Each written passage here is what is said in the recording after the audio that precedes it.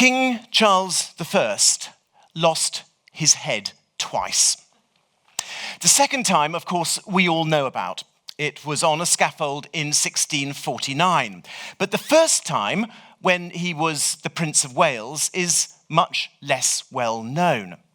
As a 23-year-old wearing a wig and a very dodgy beard, a false one, and taking the name of Mr. Smith, he rode across the whole of France with 3 companions and arrived in Madrid completely unannounced. It was a mad and incredibly dangerous thing for the only surviving son of a king of England and Scotland to do. And my lecture this evening tells the story of that madcap adventure and reveals why it was so important in shaping the early Stuart court in England. Well, my story actually starts in the second year of the reign of James I. Protestant England had been isolated from the Catholic powers of Europe ever since the excommunication of Queen Elizabeth by the Pope in 1570. And in fact, England had been at war with Spain for 19 years. The Treaty of London, signed in August 1604, ended the war that had dominated England's politics for nearly 2 decades. Spanish territories spread across more or less the whole of Europe, including most of Italy, and although France wasn't formally at war with England, travel abroad anywhere in the mainland of Europe was dangerous and ill-advised. Negotiations for the Peace Treaty of London took place at Somerset House in a series of protracted meetings commemorated at their conclusion by this wonderful and very well-known painting.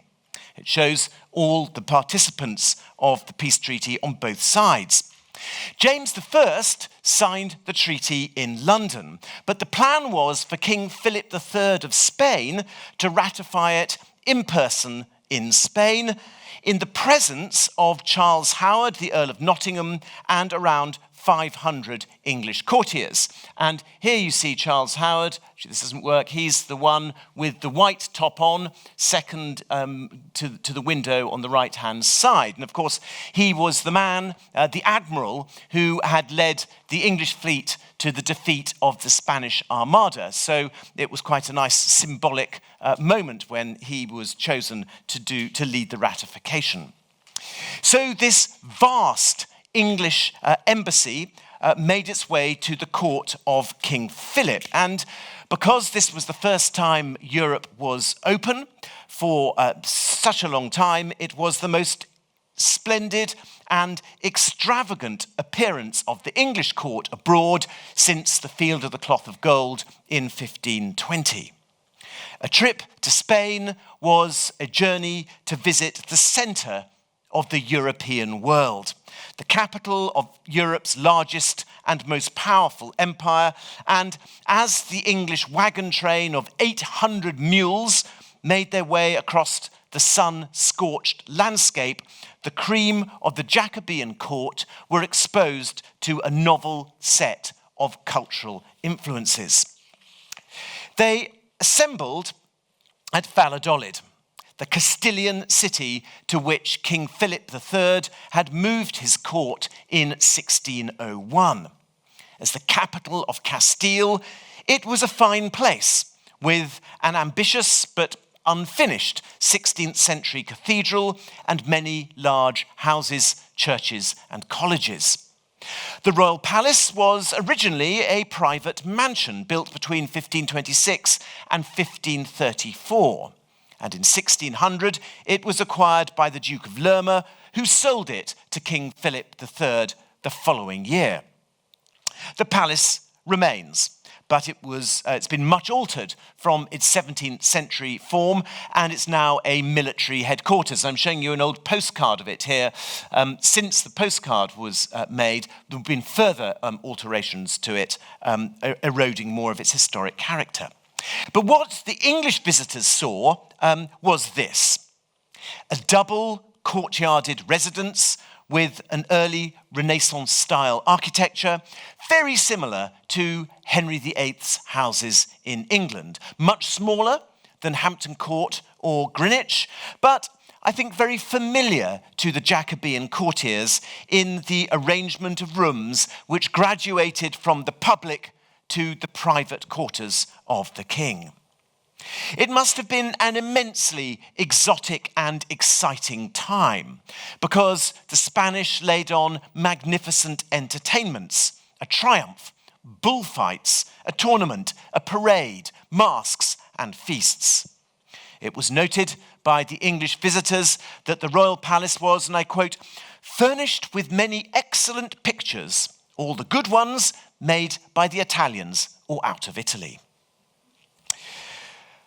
Well, despite embodying the future hopes of king and country, in his teens, James I's second son, Prince Charles, who you see here, was a lost figure at court.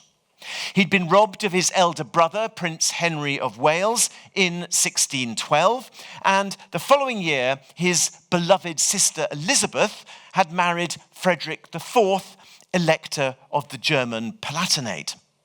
When they left England, Charles was left to his own devices at St. James's Palace, where he continued to receive his princely education devised for him by the king.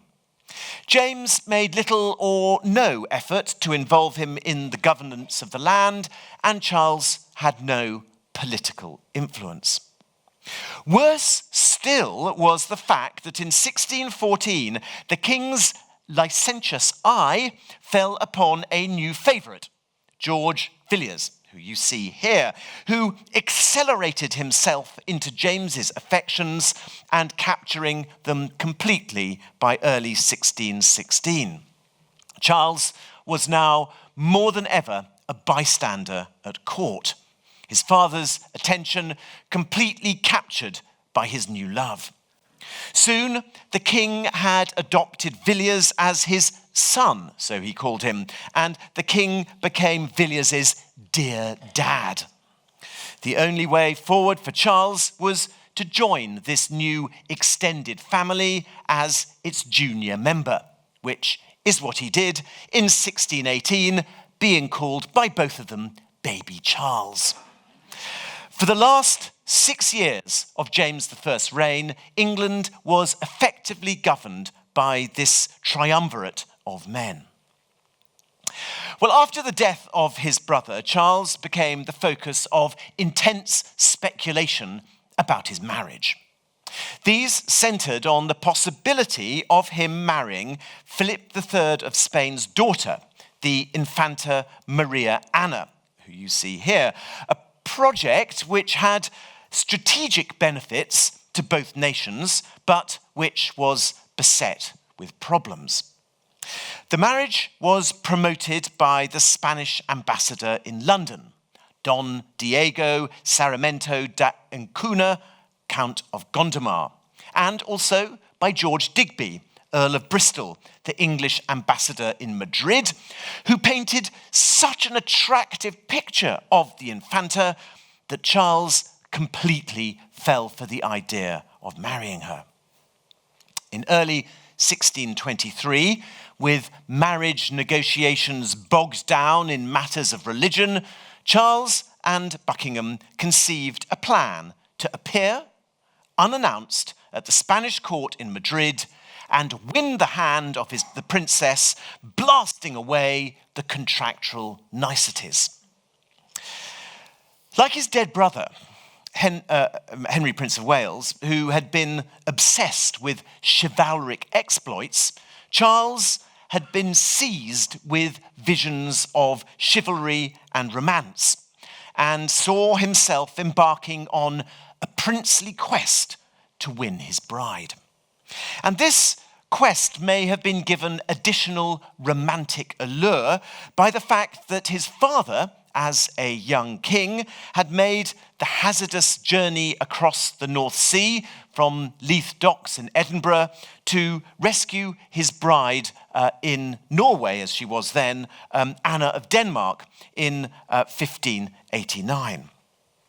But the young Charles's scheme was infinitely more perilous than the choppy sea crossing braved by his father.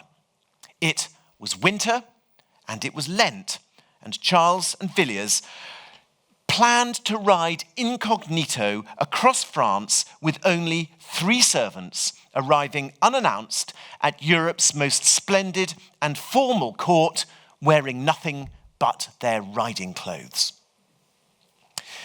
Well, in March 1621, King Philip III had died, and his heir, Philip IV, was a youth of just 16, dominated by his tutor, Gaspar de Guzman, Count of Olivares. Philip's was an enormous but fragmented monarchy that stretched across the world, and you see the European part of his empire here coloured in green. In Iberia alone, he wore 3 crowns, and to these had to be added sovereignty over the Spanish Netherlands, the Duchy of Milan, the kingdoms of Naples and Sicily, and of course the territories in the New World, somewhere off my map over there. Philip was El Rey Planeta, the planet king, an epithet that not only referred to his vast territories, but to his personal glory, because Olivares ensured that Philip was a model of princely magnificence, reserved, dignified, pious, and excelling in all princely virtues from hunting to connoisseurship. The reception the Prince of Wales would receive at this mighty court, breaching every known diplomatic protocol, was completely unknown. Now, the importance of the 8 months that Charles was away from England can't be overestimated. The prince's trip was no weekend mini-break. He lived at the Spanish court for 5.5 months, completely immersed in its etiquette, entertainments, architecture, and observing firsthand its religious practices. To get there, he had, of course, travelled across France, and his first stop was Paris, where he'd spent a day sightseeing.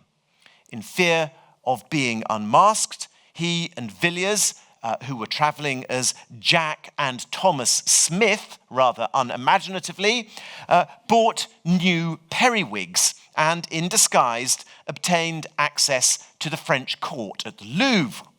There they saw the Queen Mother dining in public, the King in his gallery, and the Queen and her ladies practicing for a masque. Leaving Paris, they embarked on a 10-day, 500-mile dash for the Spanish border, which they crossed, and 3 days later, on March the 7th, they reached Madrid. Having ridden on ahead, Charles and Villiers arrived at the house of the English ambassador to the Spanish court, the first Earl of Bristol, with only 1 servant. His surprise was absolute, and his consternation was extremely deep.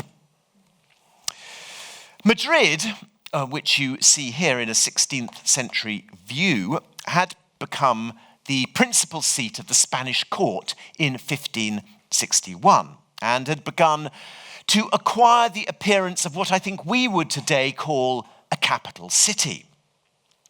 It was not a particularly promising location. At the centre of the landmass, if you think of it in your mind, in the middle of that big bulge of the peninsula, it had a very meagre river. It was boiling hot in summer. It was freezing cold in winter. But nevertheless, by 1623, there were some 10,000 private houses, including many fine mansions belonging to the nobility. King Philip III had commissioned his court architect, Juan Gómez de Mora, to build a huge civic square, symmetrically lined with houses above arcades. This, the Plaza Mayor, according to Sir Richard Wynne, one of the English sent by sea to attend Prince Charles on his arrival, was, and I quote, "the only thing in that town which a man could stand and look at." A broad street, the Calle Mayor, led up to the Alcazar, the royal residence, situated in a large medieval fortress on rising ground to the west of the city. Well, Bristol, in conference with Gondomar, who was in Madrid at the time, decided that Villiers should pave the way with King Philip, and he was taken by Olivares to the Alcazar, where, by the back stairs, he was ushered into the king's private apartments, where he had an audience with the 18-year-old monarch. And this, if you see on this facade here, there are 3 towers. The one on the right of those 3 towers contains the private staircase up which Buckingham Villiers, who then later on became the Duke of Buckingham, went to see the king. The Spanish court was gripped with a crisis of etiquette. Charles couldn't possibly meet the king's sister, Maria Anna, without considerable preparation. And so it was arranged that he should first spy her out of a chink in a shuttered carriage, the princess wearing a prominent blue ribbon to mark her out from her ladies. She was beautiful, and the glimpse of his future wife further inflamed Charles's desire. The protocologists convened a council to determine the proper steps for the reception of this English prince at court. The cost of doing so would be enormous, and it was joked that Charles had managed to sack Madrid without an army. Before he left England, James had furnished Charles with letters of presentation for King Philip, which explained that his son was what were described in these letters as a prince, the sworn king of Scotland. This ingenious piece of mumbo-jumbo was to guarantee that Charles would be treated as a sovereign and not just as a prince of the blood. And it worked. The preparations at the Spanish court were advanced on the basis that Charles had equality with the king and members of the Spanish royal family. And the key to this was his introduction to Madrid by the way of a public entry, the mechanism by which Spanish royalty took the public stage. And on March the 16th, Charles was accorded this honour. And remarkably, we have a print showing it happening. And here you see Charles and Philip passing through the carefully swept and richly decorated city streets beneath a canopy, carried high by 12 gentlemen, you can see that in the foreground, accompanied by drummers and trumpeters, and surrounded by foot guards. Behind them rode Olivares and Villiers, and an assortment of ambassadors and nobles. And this print shows them arriving at the Alcazar, where they were met by the Queen in her audience chamber.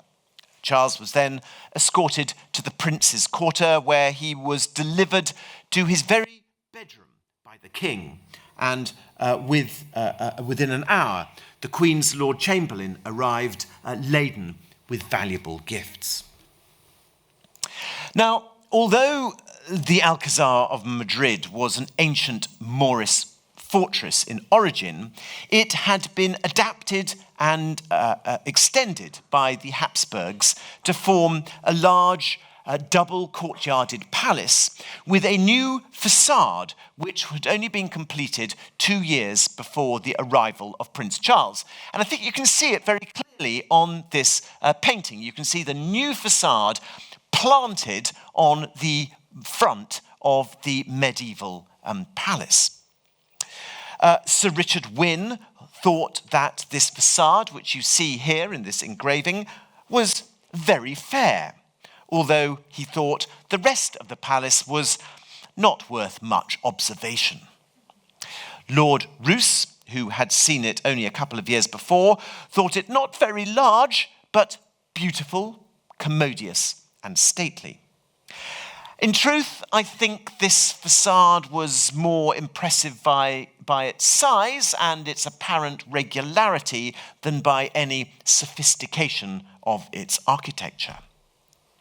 But in plan, the Alcazar would have been of a familiar type to the English visitors.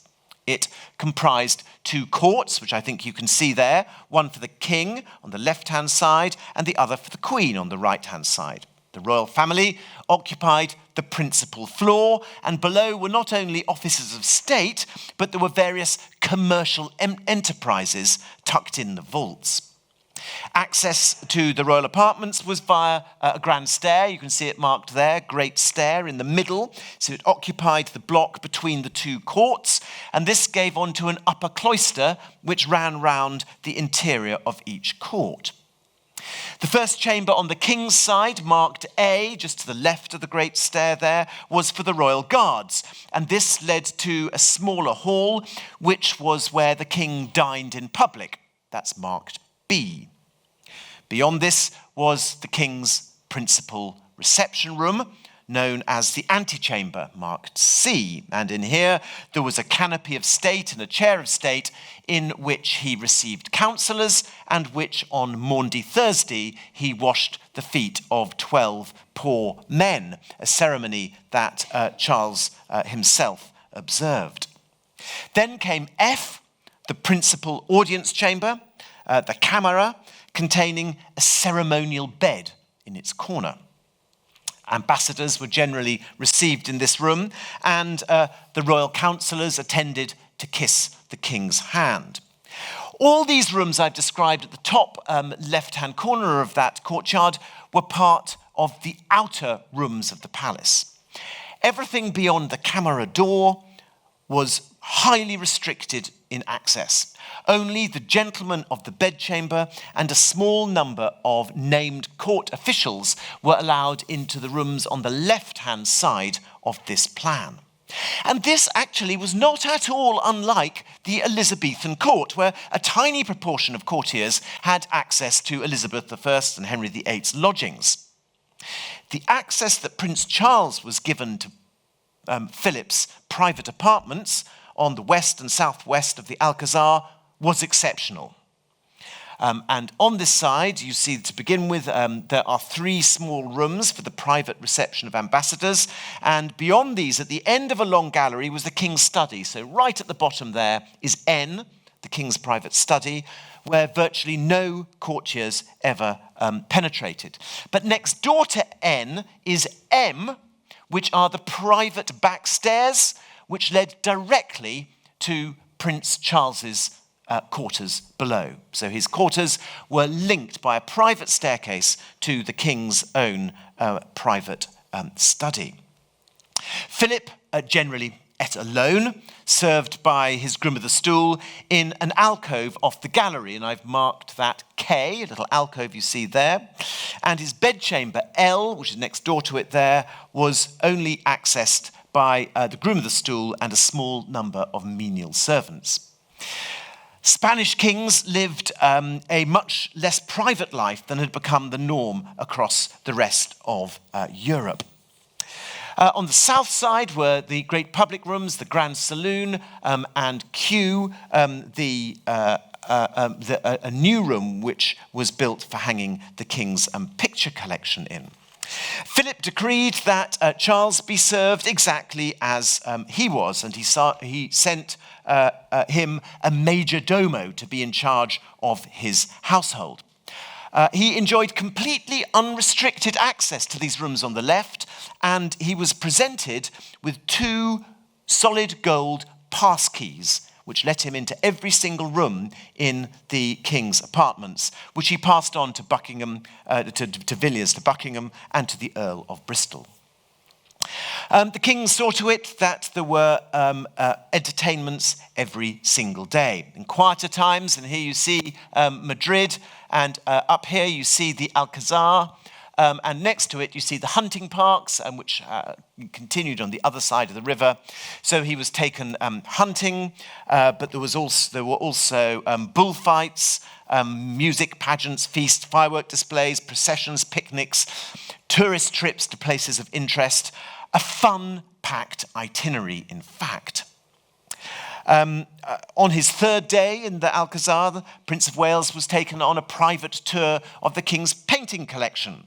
And he was able to examine the 2,000 paintings in the Spanish royal collection. Two of his servants who had ridden across Europe with him were in fact art historians, Francis Cottington and Endymion Porter, and they all took copious notes on the paintings they saw. Charles got very, very covetous and kept on dropping hints that he would like some of these paintings to be given to him. And in fact, remarkably, he was in fact given this amazing Titian here, the portrait of Emperor Charles V, which is now in the Prado. Various other paintings were collected and bought on the open market in Madrid, the prince getting incredibly enthusiastic, particularly for the Titians, and he packed this beautiful and erotically charged painting by Titian, Woman with a Fur Coat, which is now in the Kunsthistorisches Museum in Vienna, into his baggage. Charles also went to the Escorial, the colossal palace-cum-monastery 28 miles north of Madrid. It had been started by Philip's grandfather and was rather an odd building that combined a monastery, which you can see right in the centre of the plan, with a royal palace, which is a tiny little bit at the top. The English were rather bemused by this, and in fact, one of the visitors, Sir Richard Wynne, said, "This was never intended as a king's palace, but for the godliest monastery in the world," which in fact it is. Well, at the end of their tour, the royal party and their swollen baggage train managed to make their way across the hot plains to the coast and sailed back to England. But these negotiations for a marriage between a Protestant prince and a Catholic princess was never going to be straightforward, and nor were the European power politics that lay behind the dynastic alliance. Discussions were detailed, they were vexed, they were lengthy, and as negotiations dragged on in Spain, and while Charles and Buckingham consumed £30,000, which is what they'd brought with them, preparations were afoot in England to receive the Infanta.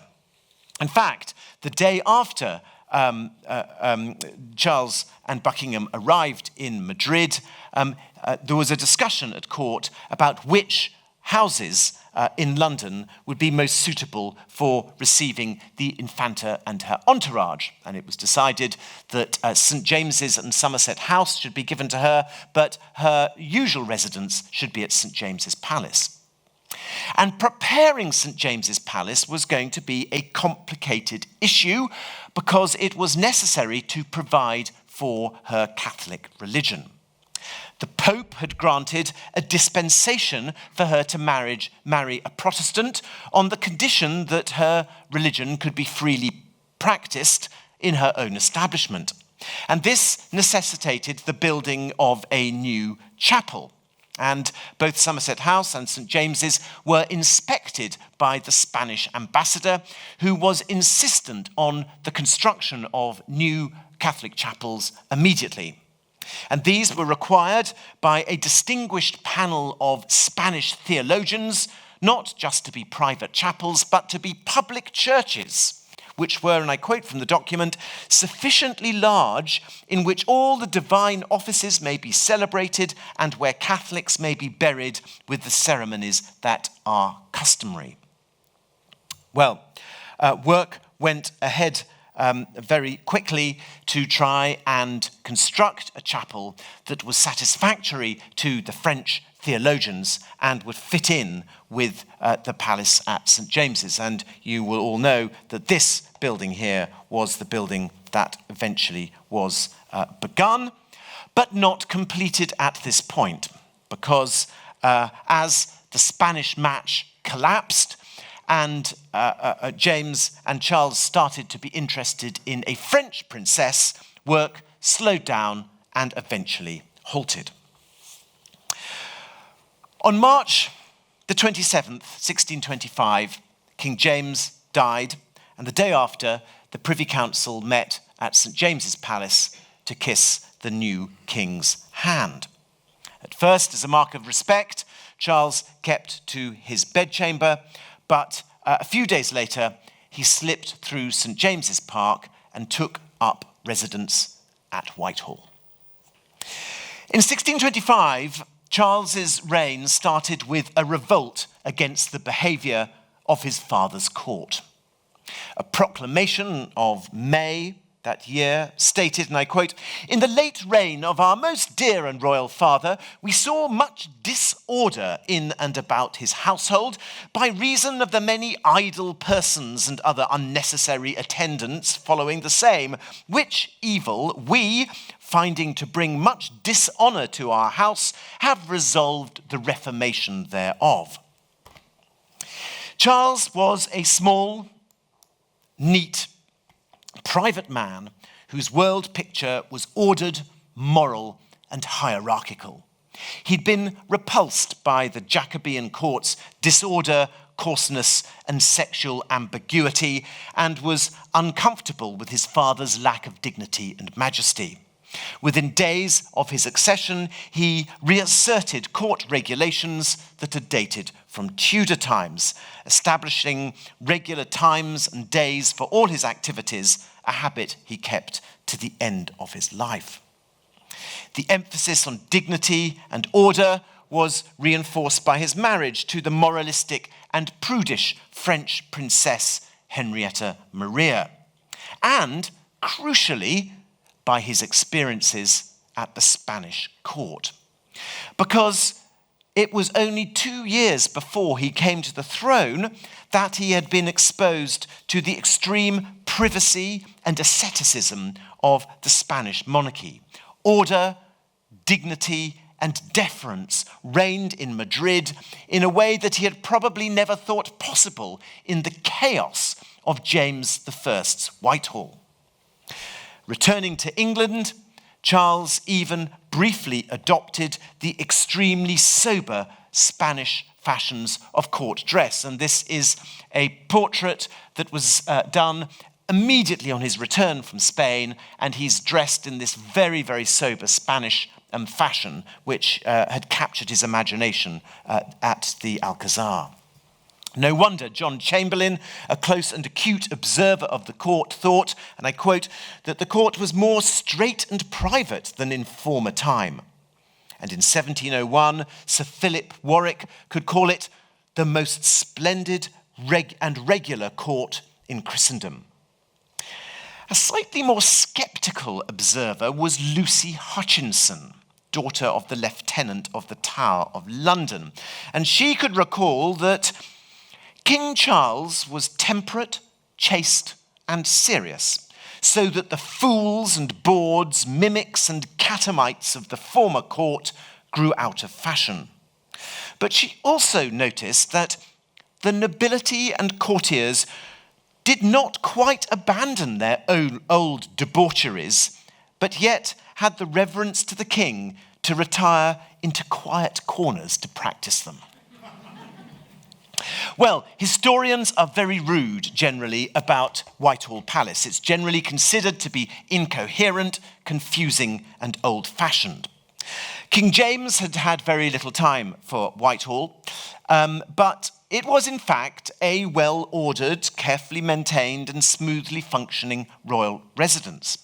And when, in 1625, Charles came to the throne and took control of Whitehall, what was in the forefront of his mind were the buildings he'd seen in Spain. In particular, the Escorial, which had made a huge impression on him and his companions. And so within just 1 month of his accession, it was common knowledge that he wanted to knock down all this and rebuild Whitehall in a more dignified manner.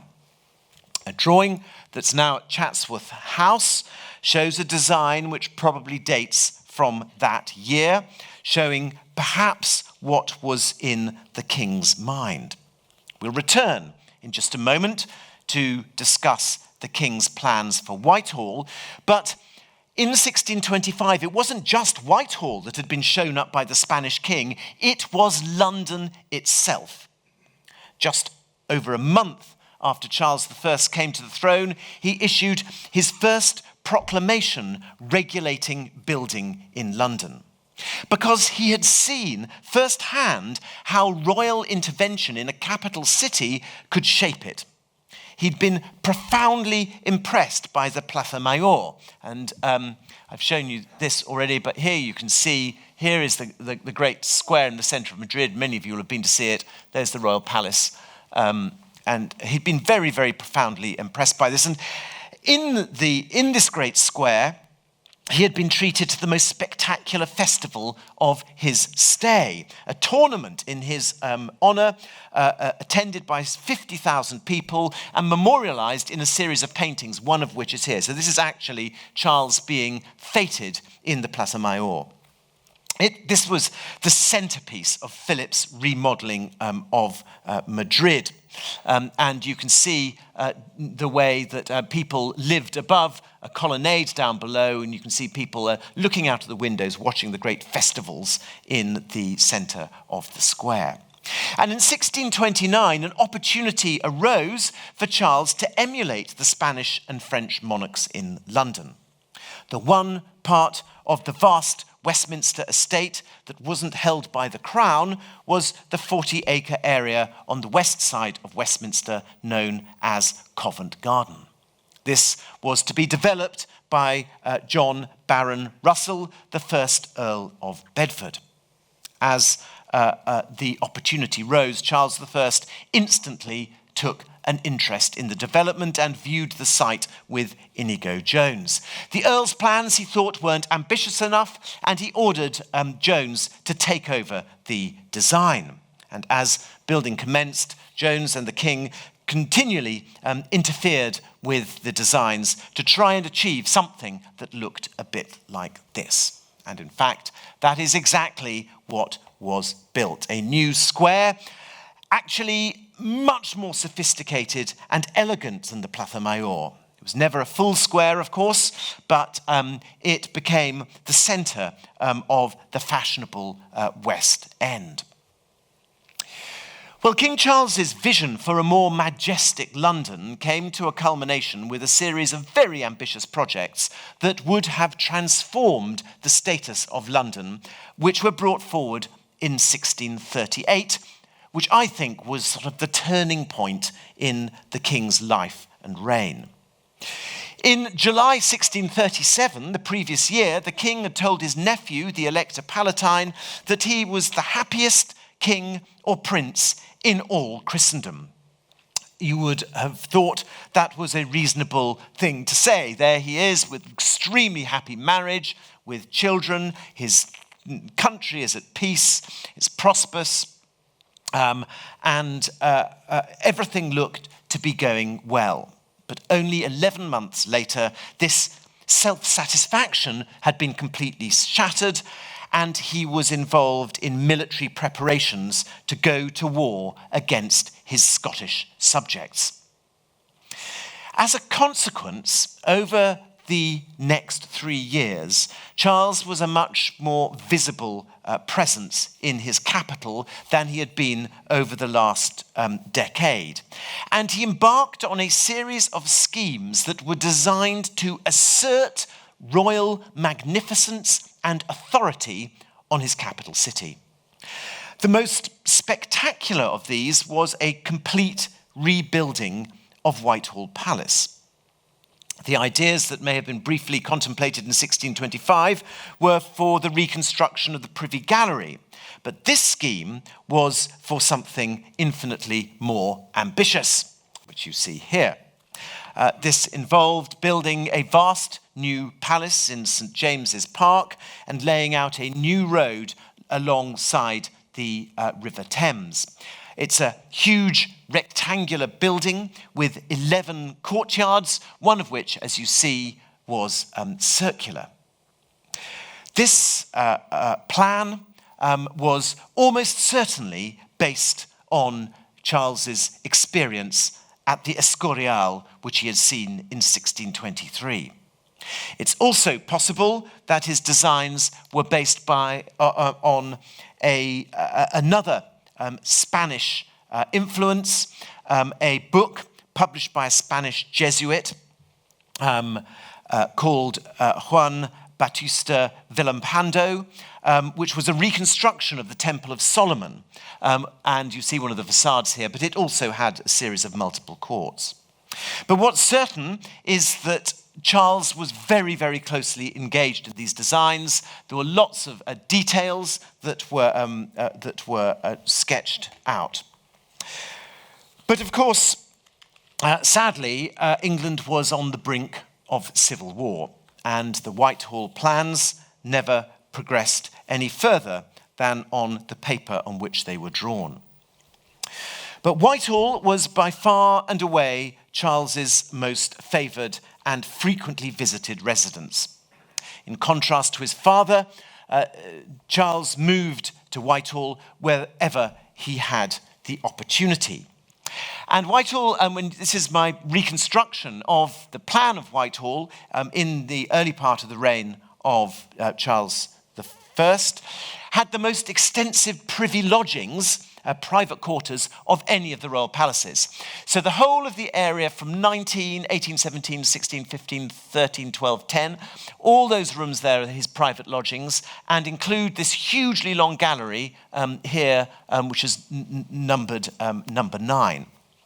And these rooms, exactly like the rooms in the Alcazar, which he'd seen on his trip, became the centre of his collecting activities. Soon after his return from Spain, he ordered his first inventory of paintings, including the Titian that he had bought in Madrid. And 2 years later, he began to commission and purchase large numbers of pictures. And in 1627, most famously, he bought the huge collection of Renaissance paintings from the Duke of Mantua for nearly £16,000. And almost all of these objects came to Westminster and were shown in these private rooms in Whitehall and also in some private quarters in St. James's. And perhaps the most famous painting that he commissioned from Van Dyck, which is known as the Great Peace, was specifically commissioned for the end of this great gallery here. It hung on that wall there, and what it represents is the view that you would have actually seen if there hadn't been an end wall and a painting on it, because over his shoulder you can see Parliament. You can see Westminster, the old Palace of Westminster. And here is the king with his wife and his children, a very domestic scene, but you've no doubt that he's the monarch. You've got his crown, you've got his sceptre, and over his shoulder you can see Parliament. And these private rooms, which you see on the left-hand side here, were overflowing with works of art by Titian, of course, but also Raphael, Correggio, and others. And the largest room in the privy lodgings, the King's Cabinet, that's number 13, contained some 80 paintings, works by Raphael, Leonardo da Vinci, but also bronzes, books, medals, drawings, and other works of art. And into the ceiling of this room, he set Rubens's sketch for the ceiling of the banqueting house. So extraordinarily, you've got the actual banqueting house with Rubens's painting in, and then number 13, you have a room with a miniature version of the same painting on the ceiling. Well, it's been a bit of a trope of historians to link royal art collecting and the display of power. But what is abundantly clear from this plan on the screen is that none of Charles I's collections were accessible to anybody outside his bedchamber and a few invited guests. And those people who were allowed in could only see his art at Whitehall and St James's. There wasn't any of the great collections at any of the other palaces. In fact, nobody outside this very charmed circle had any access to either his high Renaissance paintings or his contemporary works of art by Van Dyck and others. In fact, the only contemporary painting publicly on show anywhere in any royal palace was the banqueting house ceiling. And this, ladies and gentlemen, is the fundamental truth about Charles's court. It was private, it was inward-looking, and it was sustained for the pleasure and enjoyment of the king and queen and their closest friends. In fact, not at all unlike the world of Philip III and Philip IV of Spain. So, ladies and gentlemen, tonight I hope I have thrown a new complexion on the reign of Charles I. A picture of a man profoundly influenced by an 8-month stay in the Spanish court at the age of 23. Someone who wanted to emulate the dignity and order of the Spanish court, who, like Philip III and Philip IV, created private galleries of painting reserved only to himself and to his friends, who contemplated rebuilding Whitehall, inspired by Spanish designs, and pushed through a remodelling of part of London based on a great square that he had seen in Madrid. All this and a great deal more about the Stuart age of art and architecture can be found in my new book, published this very day. It's called Palaces of Revolution. And in the acknowledgement, ladies and gentlemen, you all appear. Because I'm extremely grateful, as always, to my audiences at Gresham College, who have provided, through your incisive questioning after my lectures, all sorts of insights that I would never have thought of before.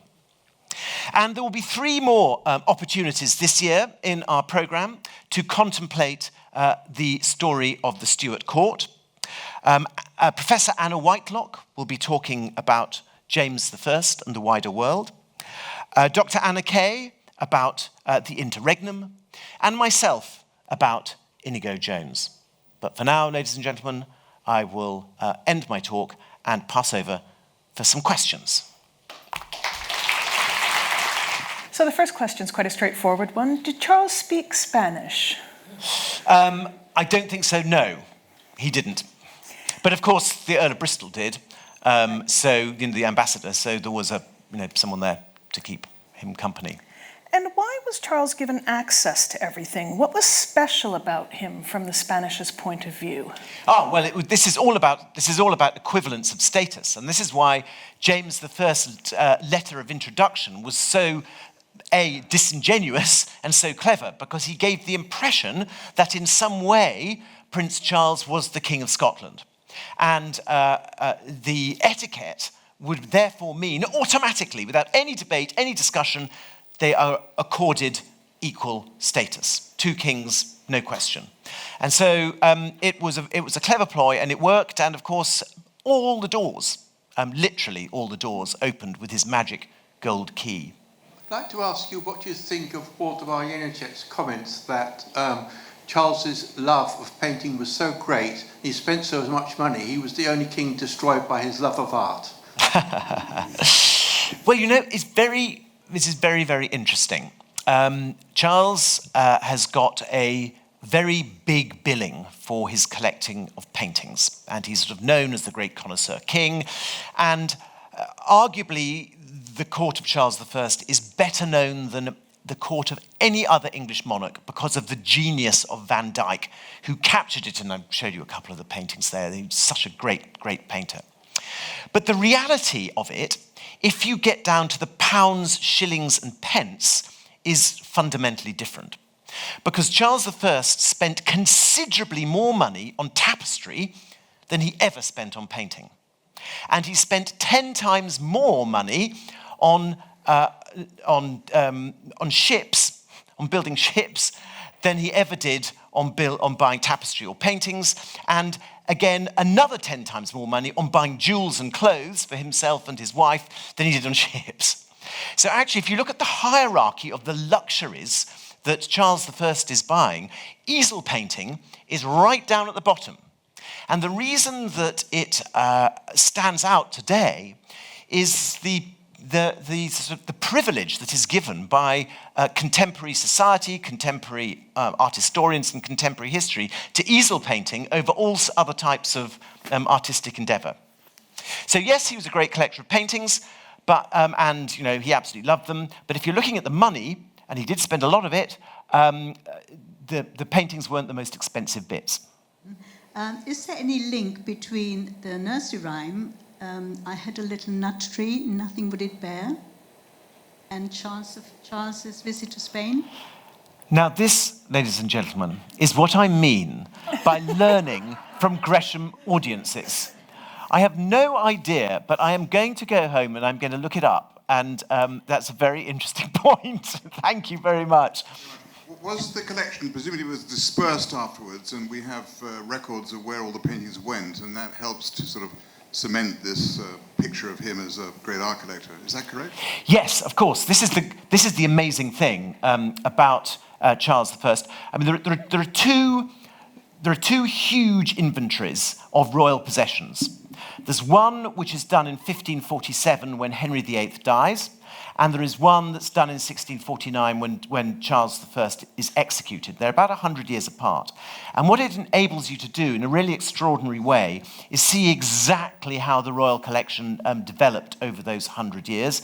You can work out what it was that Charles I acquired, but as you say, very importantly, quite a few of the inventories taken after the king's death actually specify the room in which things are hung. And that is what enables me to be so convinced that the modern and Italian paintings were all in those private rooms and were not in the public parts of the palace.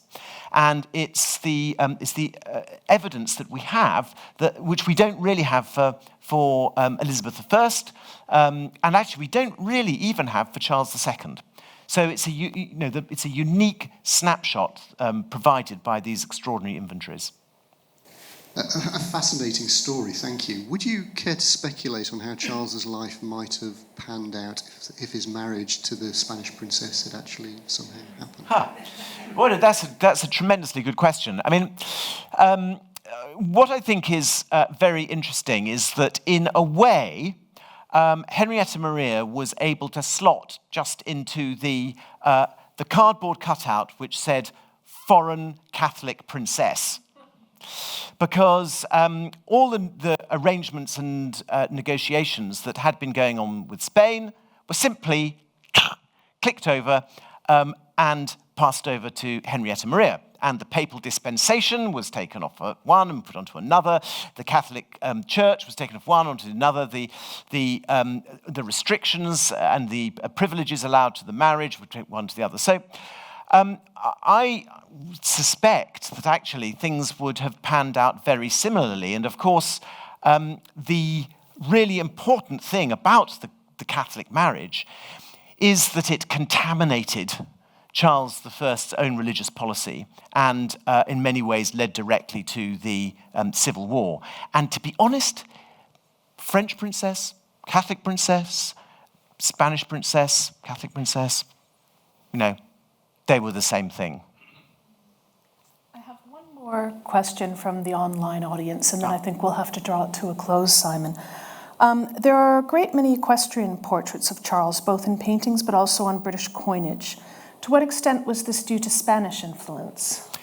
I don't think that it was really heavily due to Spanish influence. I mean, equestrian portraits were European-wide in the 17th century, popular. And there are equestrian portraits of James I. I think you've got a European fashion there for the portrayal of monarchy and actually aristocracy as well. And the king is participating in a European-wide sort of artistic iconography. Thank you very much, everybody.